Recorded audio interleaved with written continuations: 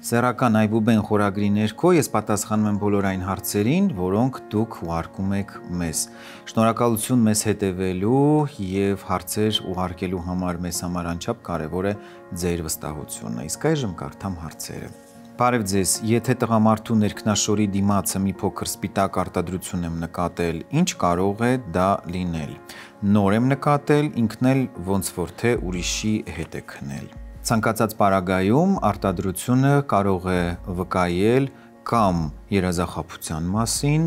կամ սնկային արտադրության, կամ էլ սեռավարակից առաջացած արտադրության։ Այսինքն այս պարագայում կոնկրետ ասել թե ինչից կարող է լինել, իհարկե անհնար է։ Որպեսզի պատկերը ավելի ստույգ լինի, տվյալ անձնավորությունը պետք է դիմի բժշկի, անցնի համապատասխան հետազոտություններ, եթե իհարկե դրա անհրաժեշտությունը կա, որից հետո արդեն պարզ կլինի, թե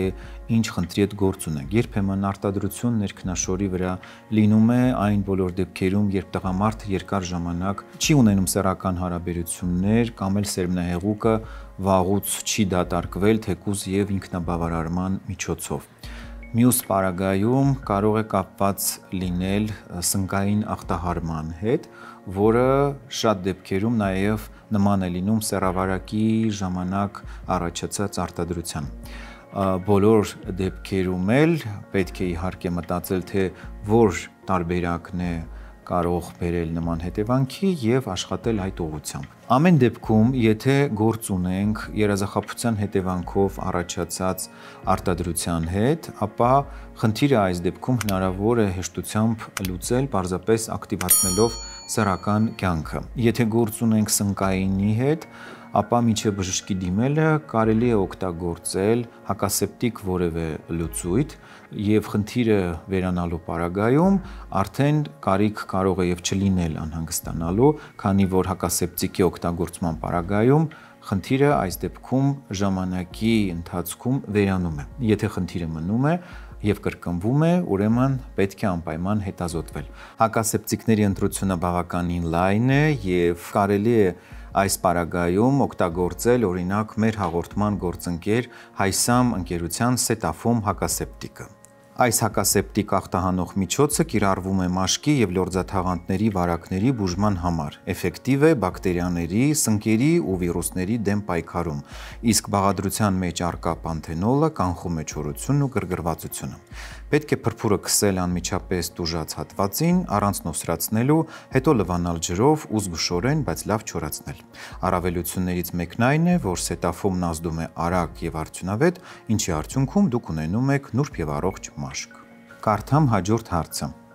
Բարև ձեզ, կասեք ինչու չի գրգռվում առնանդամս, մաշկն էլ չի բացվում։ 23 տարեկան եմ, ունեմ 2 երեխա, բայց գլխիկը չի բացվել։ Նման խնդիր կարող է առաջանալ այն դեպքում, երբ ժամանակի ընթացքում գլխիկը սկսում է ամբողջությամբ փակվել եւ խնդիր է ստեղծում սեռական հարաբերությունն իրականացնելու համար։